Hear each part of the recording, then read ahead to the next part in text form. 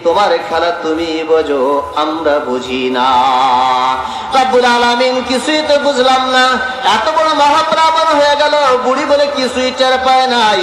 আল্লাহ পাক বলেন, ও নূহ, তাহলে তুমি শুনে নাও, ফাযকুরুনি আযকুরুকুম ওয়াশকুরুলি ওয়ালা তাকফুরুন। আমার যেই সমস্ত বান্দা বান্দি কখনো আমাকে ভুলবে না, আমি রাতকে ভুলে যাবে না, আমি আল্লাহ শত বিপদের মাঝে তাকে ভুলে যাই না। জোরে কর না সুবহান।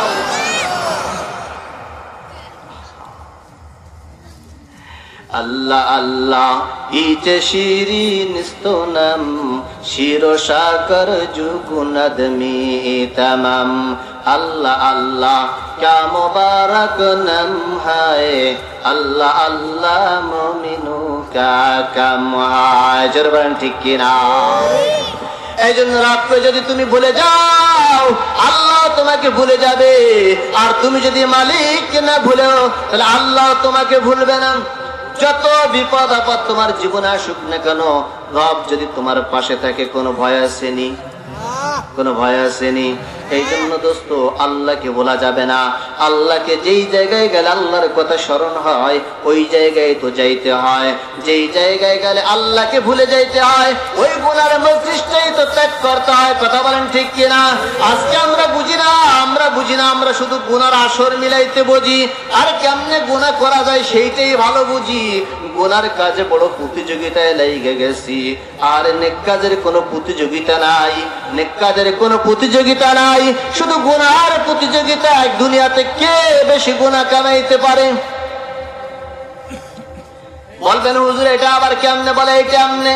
দেখবেন বড় বড় নর্তকী আইনা নাচায়, মহিলাগো নাচাইয়া আল্লাহু আকবার ৫,০০০, ১০,০০০, ২০,০০০, ৫০,০০০ পকেটে করে লইয়ে যায়। আর যখন ভালো গান তার মন মতন হয়, তখন পকেটে বাড়ি করে দেয়। আছে না নাই? কথা কর না। মাদ্রাসার থেকে, মসজিদ থেকে যদি গাওয়া হয়, মসজিদের মাহফিল, মাদ্রাসার মাহফিল, ১০টা টাকা দিয়ে যান, আল্লাহর রাস্তায় কিছু দিয়ে যান, তখনকার হুজুর গো খাইয়া কোনো কাম নাই, খালি বস্তায় ওরা টাকা চায়। ঠিক ঠিক না? ভালো কাজে চাইছে, খারাপ কাজে চাই নাই। তোমাকে সঠিক রাস্তায় আনার জন্যই তোমার দুয়ারে মাদ্রাসার ছাত্ররা গেছে। আসলে তুমি যে টাকা দাও আর না দাও, এতে কিন্তু তারা বেজার না, বরং তুমি টাকা না দিলেও তারা খুশি, দিলেও তারা খুশি। কথা বলেন ঠিক কিনা? তুমি যদি দাও তোমারই মঙ্গল হবে, তুমি যদি না দাও তাতে তাদের কোনো ক্ষতি হবে না। কিন্তু ভাইয়েরা আমার, দেখেন গুনার কাজের জন্য বস্তায় বস্তায় টাকা সে খরচ করতেছে, এখানে তার কাছে ভালো লাগতেছে। কারণ ভালো লাগার কারণটা হইল ওই যে অন্তরটা মরে গেছে। কথা বলেন ঠিক কিনা? এই জন্য এই অন্তরটা, মরা অন্তরটাকে তাজা করার জন্য এই মাহফিল গুলো বেশি বেশি দরকার। এই মরা অন্তরটাকে তাজা করার জন্যই তো পীর মাশায়েখের দরবারে যাওয়া দরকার। এই মরা অন্তরটাকে তাজা করার জন্যই তো কোরআন হাদিসের মজলিসে যাওয়া দরকার। কথা বলেন ঠিক কিনা? এই জন্য আমার ভাইয়েরা, আসুন আমরা যারা এখানে সমবেত হয়েছি, আল্লাহু আকবার, আল্লাহ যেন আজকের এই বসাটা কবুল করেন। সকলে বলেন আমিন। কারণ জান্নাতের বাগানে তো জান্নাতের মানুষগুলোই ঢুকছে, আর জান্নাতি মানুষগুলোকে নিয়ে কিছু কথা বলায় যদি আল্লাহ তৌফিক দেয়, একটু বলতে চাই। থাকবেন তো ইনশাআল্লাহ? ও আমার ভাইয়েরা, ভালো করে বুঝবেন, আল্লাহ পাক মানুষকে এমনি বানায় নাই। কোন মানুষ উদ্দেশ্যহীন কোনো কাজ করেন না। যেই মানুষটা ক্ষেত খোলায় কাজ করেন, তার একটা লক্ষ্য বস্তু থাকে। কথা বলেন ঠিক কিনা? তার লক্ষ্য থাকে এই ক্ষেতের ভিতরে এই ফসল দেব, এই ফসল দিলে এই ফসল ভালো হবে। ঠিক মতন দেখবেন তার পরিচর্যা করে, সার বিষ ভালো করে তাকে প্রয়োগ করে। এরপরে যখন ক্ষেতের ফসল ভালো হয়, তখন কৃষকের মনের ভিতরে আনন্দ লাগে। কথা বলেন ঠিক কিনা? তাহলে বুঝতে হবে আমার এই ক্ষেতের ভিতরে লাভ হচ্ছে, আমার উদ্দেশ্য তো ক্ষেত থেকে লাভবান হওয়া। ঠিক কি ঠিক না? কিন্তু ভাই, উদ্দেশ্যহীন কোন মানুষ কোনো কাজ করে না। উদ্দেশ্যহীন যদি কোনো মানুষ কাজ করে, আসলে বুঝতে হবে তার মাথার তার ছেঁড়া। কথা বলেন ঠিক কিনা? তার ব্রেন ঠিক নাই, মস্তিষ্ক ঠিক নাই, সে নির্বোধ, বোকা। কিন্তু যারা একটু বুঝবান, তারা উদ্দেশ্যহীন কোনো কাজ করেন না। কথা বলেন ঠিক কিনা?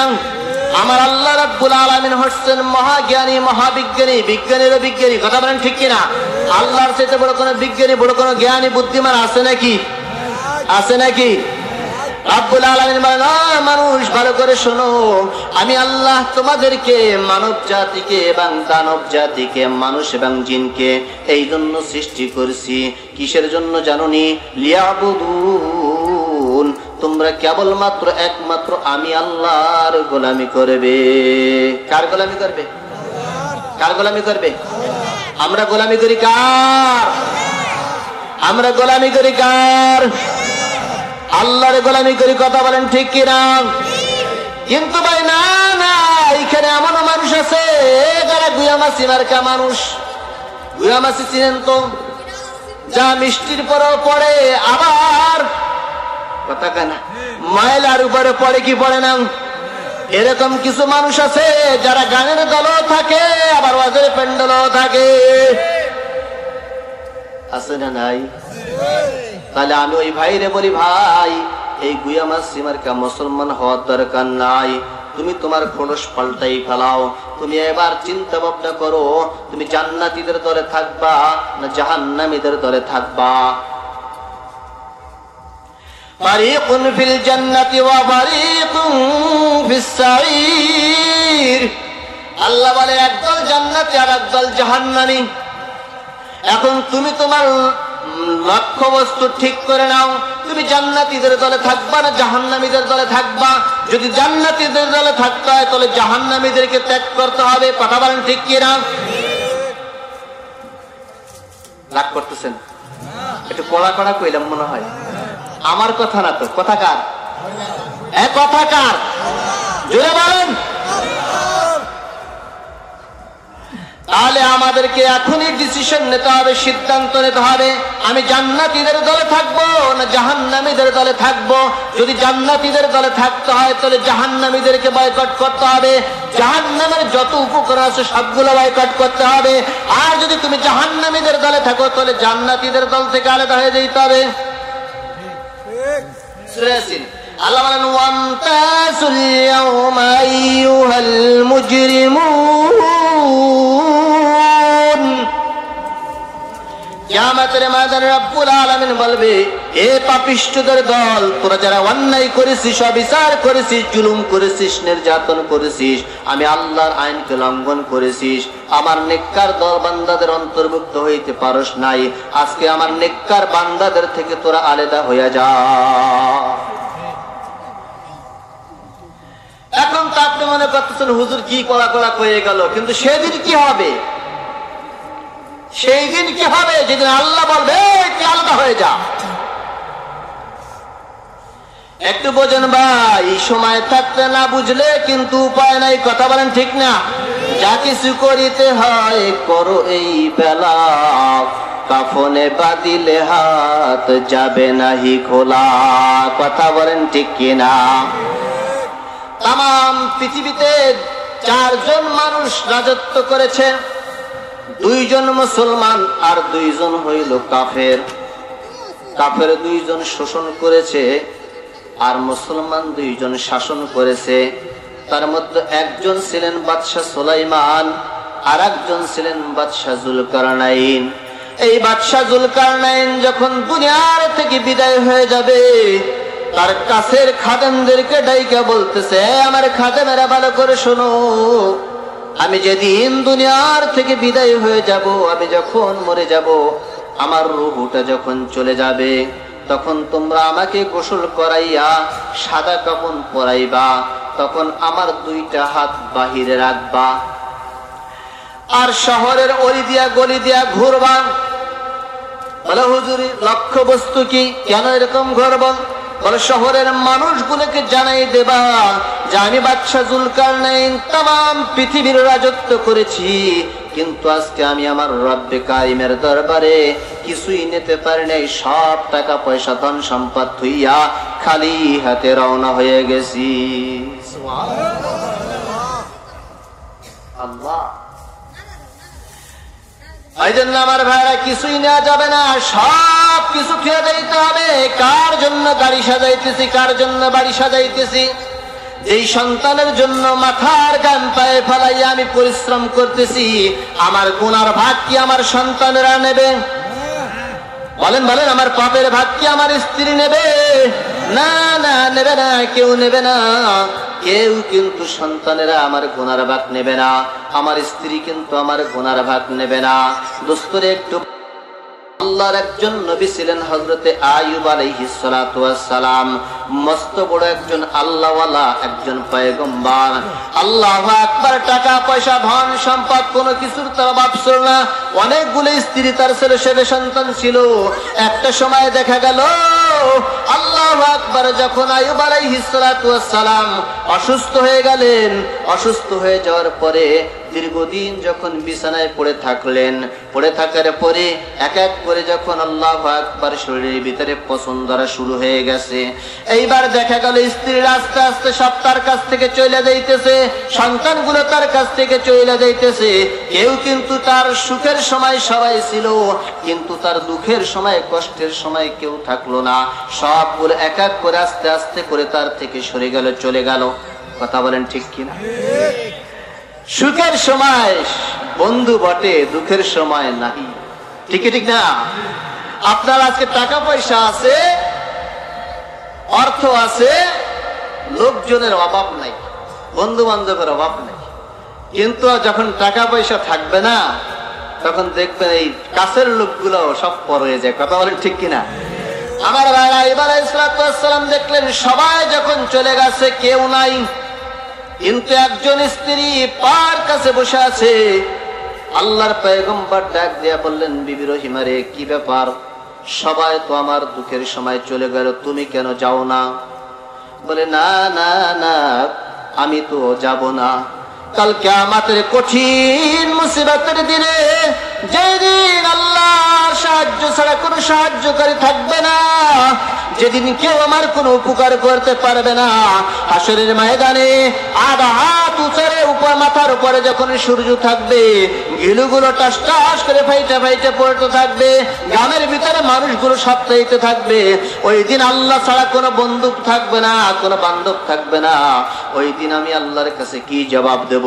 আমি তো গুনাহগার, পাপিষ্ঠ।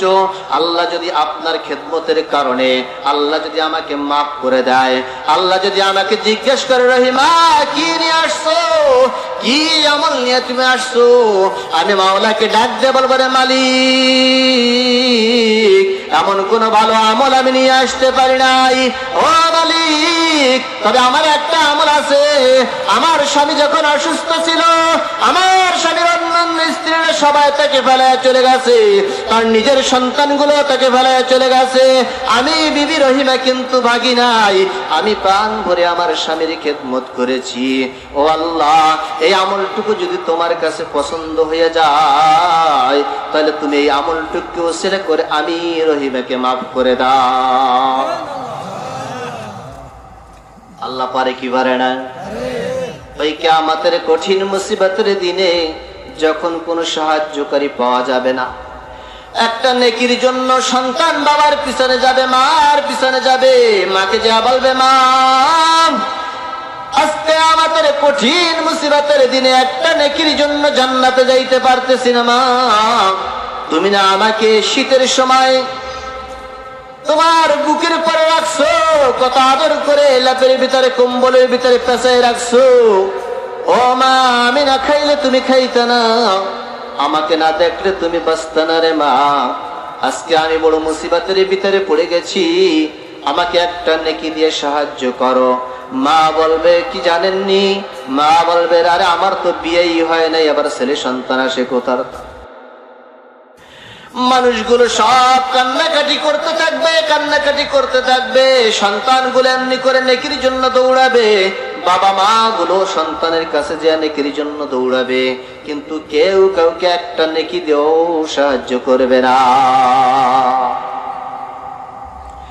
এমন কঠিন মুসিবতের দিন আল্লাহ ছাড়া কোনো বন্ধু আসেনি, জোরে বলেন আসেনি?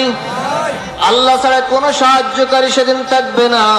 সরকার তো আলম নবী মুহাম্মদ রাসূলুল্লাহ সাল্লাল্লাহু আলাইহি ওয়াসাল্লাম বলেন, আল্লাহু আকবার, আল্লাহু আকবার, সমস্ত নবীরা পর্যন্ত ইয়া নফসি ইয়া নফসি করতে থাকবে, সমস্ত নবীরা পর্যন্ত ইয়া নফসি ইয়া নফসি করতে থাকবে। আল্লাহ নবী বলেন সেদিন আমি সিজদায় পড়ে যাব আর আমি আমার মালিককে ডাক দিয়ে বলবো, রে মালিক, একটা উম্মত যত সময় পর্যন্ত জাহান্নামের ভিতরে থাকবে আমি নবী মুহাম্মদুর রাসূলুল্লাহ কিন্তু মাথা তুলব না। সুবহান। ও বন্ধুরা, এই নবীকে ভোলা যাবে কি যাবে? এই নবীকে বলা যায়?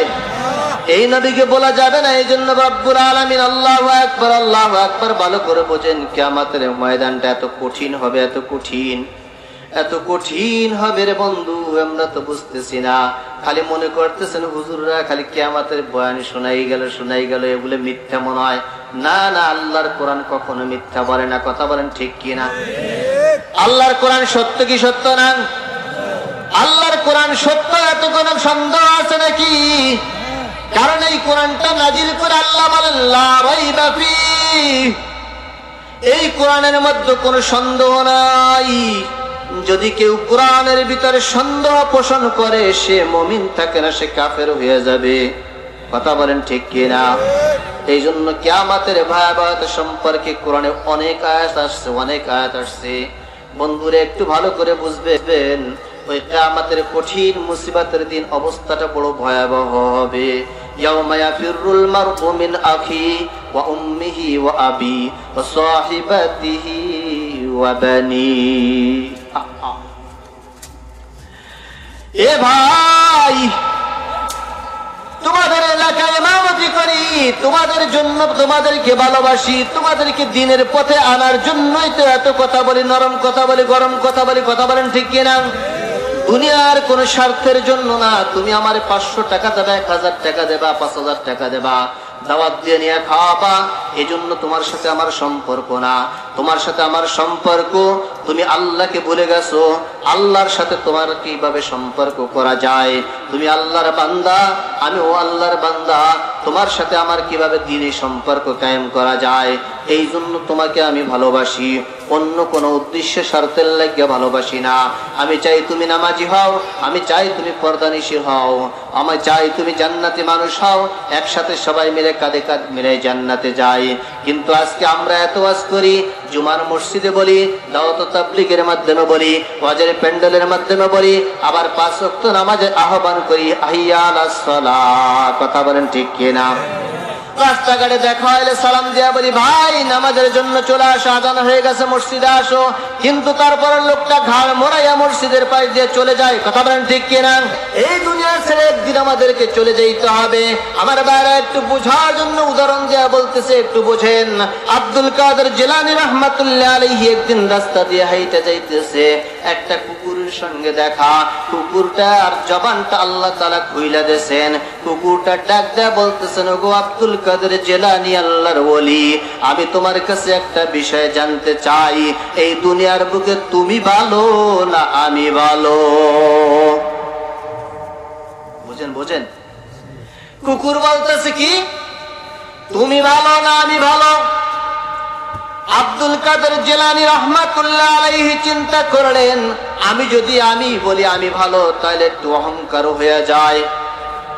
আর আমি যদি বলি না কুকুর তুমি ভালো, তাহলে আল্লাহর কোরআনের সঙ্গে বেয়াদবি হয়। কি হয়? আল্লাহর কোরআনকে অবমাননা করা হয়। আল্লাহর ওলি আব্দুল কাদের জিলানী রাহমাতুল্লাহ আলাইহি মুরাকাবার মধ্যে ঢুকে গেলেন, মাথাটাকে নিচের দিকে দিয়া গভীর ধ্যানে মগ্ন আছেন। আল্লাহ পাক আলহামদুলিল্লাহ দিলেন। রব্বুল আলামিনের পাগল আব্দুল কাদের জিলানী রাহমাতুল্লাহ আলাইহি এইবার ডাক দেয়া বলে, রে কুকুর, আমি ভালো না তুমি ভালো, এই কথাটা এখন আমি বলতে পারবো না।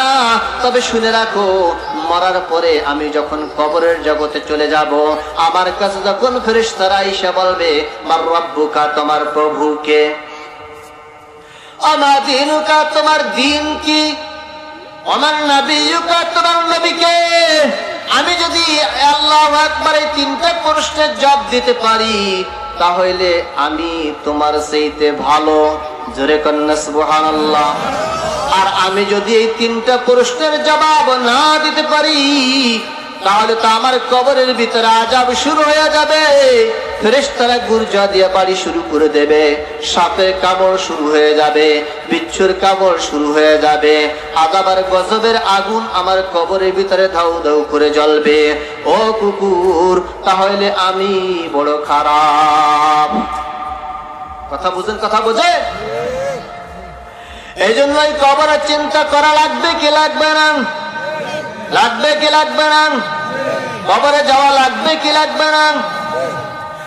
ও তুই এই দুনিয়ার মায়ায় পড়ে করছ কত বাহানা, এ যে নয় তোর আসল বাড়ি, কবর যে তোর আসল ঠিকানা। কথা বলেন ঠিক কিনা? ও তুই এই দুনিয়ার মায়ায় পড়ে করছ কত বাহানা, এ যে নয় তোর আসল বাড়ি, কবর যে তোর আসল ঠিকানা। ভাই বেরাদার যারাই ছিল একে একে সবাই গেল, আমি তুমি কেউ রব না, আমি তুমি কেউ রব না, দিতে হবে রওয়ানা, এ যে নয় তোর আসল বাড়ি, কবর যে তোর আসল ঠিকানা। কথা বলেন ঠিক কিনা? সুতরাং এই দুনিয়াটা ক্ষণস্থায়ী, এই জায়গায় থাকার জন্য আমরা আসি নাই। আল্লাহ রাব্বুল আলামিনের হাবিব বলেন, আদ-দুনিয়া মাজরাতুল আখিরাহ, এইটা হচ্ছে আখিরাতের নেকি কামানোর জায়গা। এটা হচ্ছে আল্লাহু আকবার, জান্নাতের ভিতরে আরামে থাকবা, খাবা, সেই নেকি এখান থেকে কামাই করবা।